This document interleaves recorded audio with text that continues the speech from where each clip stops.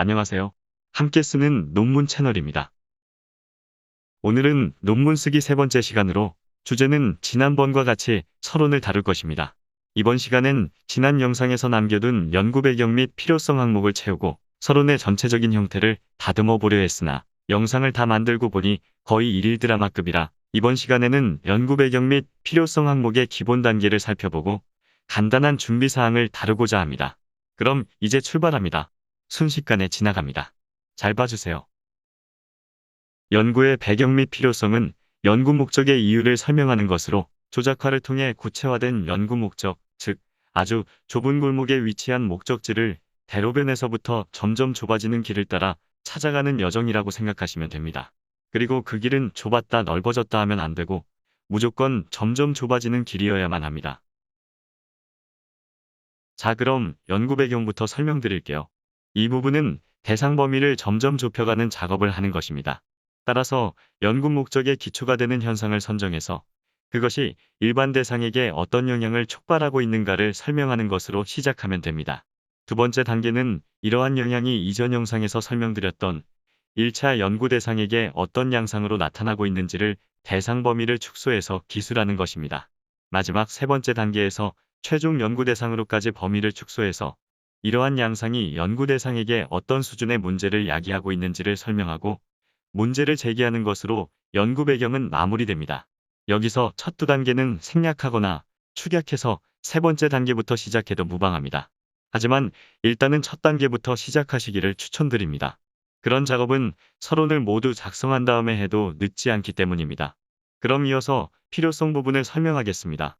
이 부분은 연구 관점을 좁혀서 연구 목적에 도달하는 과정으로 생각하면 됩니다. 이를 위해서는 앞서 언급된 문제 제기, 즉 연구 필요성에 대한 근거를 만들어서 그 학문적 가치를 입증하는 것이 우선돼야 합니다. 그럼 근거와 입증은 어떻게 해야 할까요?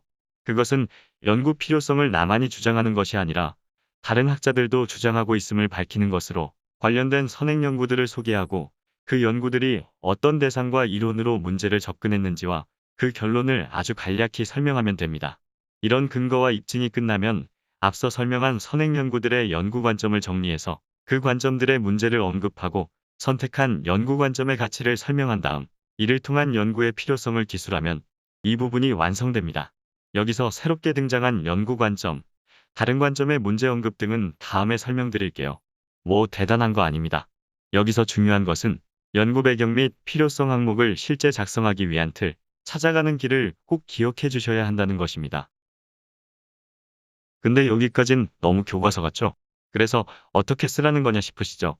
아마 여러분의 실질적인 문제는 이런 서론 쓰는 방법을 모른다는 것이 아니라 가지고 있는 생각을 선뜻 글로 옮기기가 어렵다는 것일 겁니다.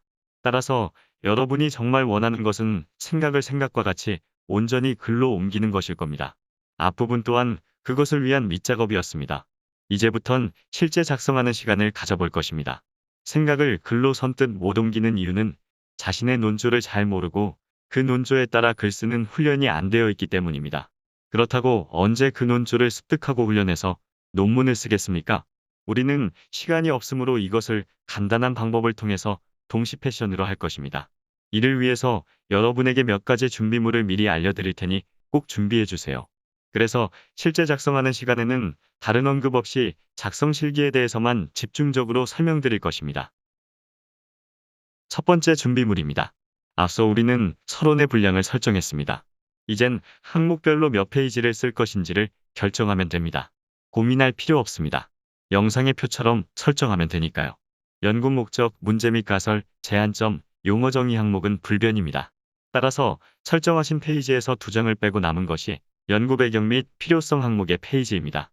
배경과 필요성은 일단 절반씩 차지하게 설정하면 됩니다. 그리고 한 장에 평균 20줄 정도 적으면 되니까 영상에서 보시듯 전체 몇 줄을 작성해야 될 것인지도 예상이 되시죠?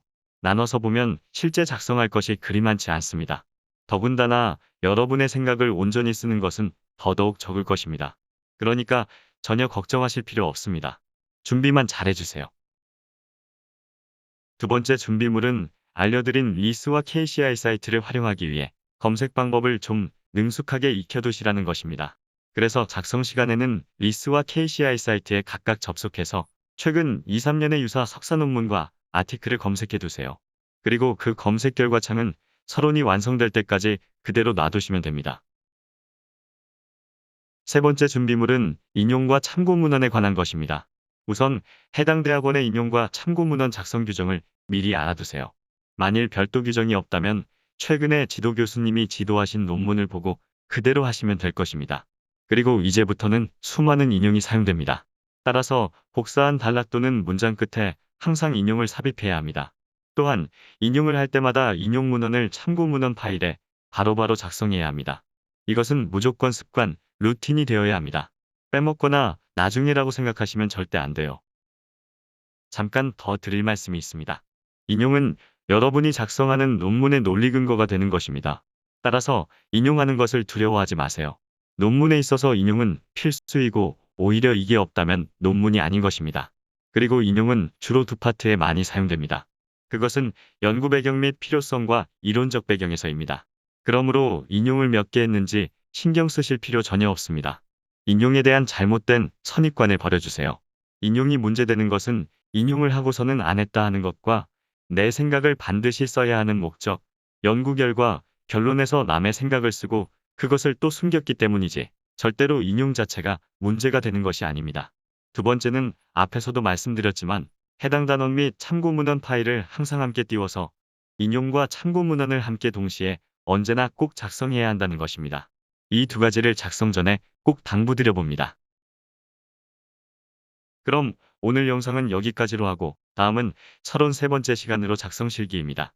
내용이 점점 길어지네요. 하지만 당분간은 어쩔 수 없습니다. 조금만 기운 내주세요. 그리고 기운 내시면서 구독과 좋아요도 부탁드립니다. 그럼 수고하셨고요. 다음 영상에서 뵙겠습니다.